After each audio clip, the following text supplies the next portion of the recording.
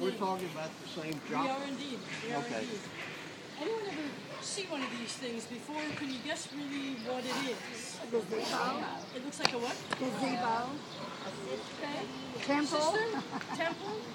Okay. All right. Yes and no, really. It's not a temple. It's part of the culture of Islam.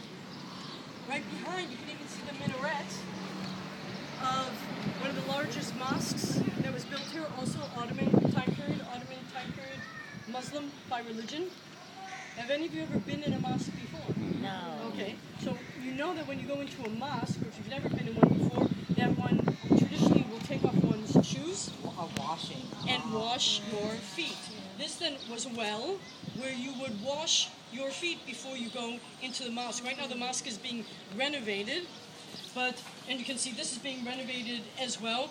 Hopefully it will one day be in use again. So when we're looking at the Ottoman Empire, what we're looking at then is basically Muslim by religion.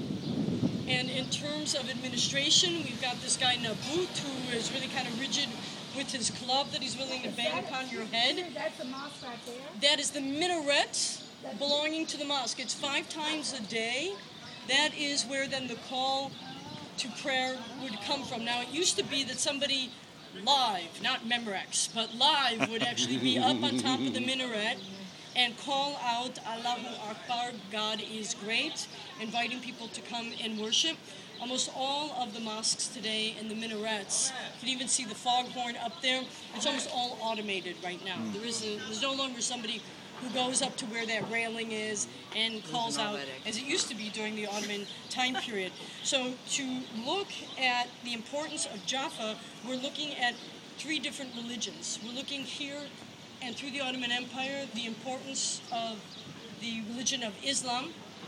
We're going to be seeing from a distance a church and how it connects up then to the Jewish tradition, goes back then to the Old Testament, and who was one of the first people who tried to run away from Jaffa? Jonah. So we get then to your question, okay? The idea of what really is the name of this town and how do you pronounce it? Okay, we already talked about Noah's son. How did you pronounce it? Japheth, okay. Japheth in Hebrew, Yefet. J and Y, very often between languages, overlap.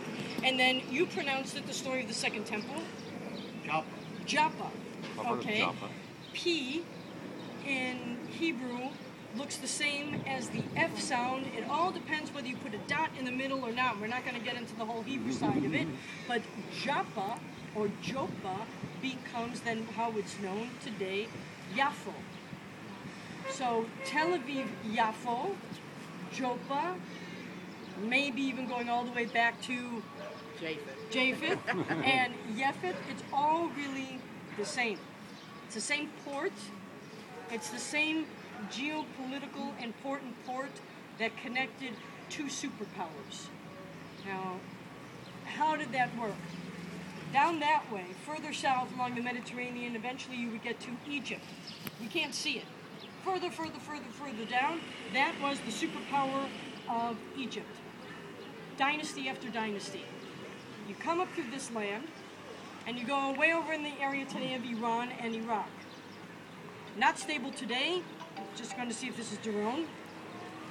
And no, it's not. It's the hotel, but it's probably not important. Oh, where's the bus? Check out at 3. Yeah, there. No, you really check out.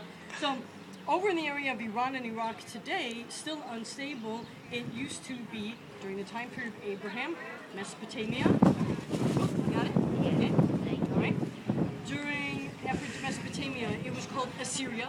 After Assyria, it was called Babylon. After Babylon, it was called Persia. After Persia, it was called the Greek Empire. After the Greek Empire, it was called the Roman Empire. After the Roman Empire, it was called the Byzantine Empire. After the Byzantine Empire, it was called the early Muslim Empire. And then eventually you get to the Ottoman Empire, and today you get to Iran and Iraq. You can understand why there's so much instability over there.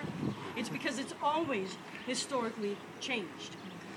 So you've got superpower over there, somewhere northeast. Different names, different time periods. You've got a stable superpower down the road, Egypt. in ancient times, in order to connect that superpower with that superpower, in geopolitical terms, the only way that people could do it was to plow through this land. So that makes then Jaffa, where we're standing right here, so incredibly important. The reason it's so important is that people usually didn't use the sea. The Phoenicians did a little bit, but people did things on land. So when Jaffa is established, we're talking about 5,000-6,000 years ago. One of the Egyptian pharaohs, Ramses II, he comes plowing up this ancient road called the Via Maris, via by way of Maris, the sea, comes up to Jaffa, and Ramses II does the following: walled city, and he wants to conquer. He's trying, it's not working. Changes tactics, and he says to his general, come up with a plan. And the general says, okay, let's offer tribute to the local ruler. Let's send gifts. Big, huge ceramic jugs. So they knock on the gate door and say, look, we brought you gifts. Open up the gates. Open up the gates. All these big ceramic jugs go in.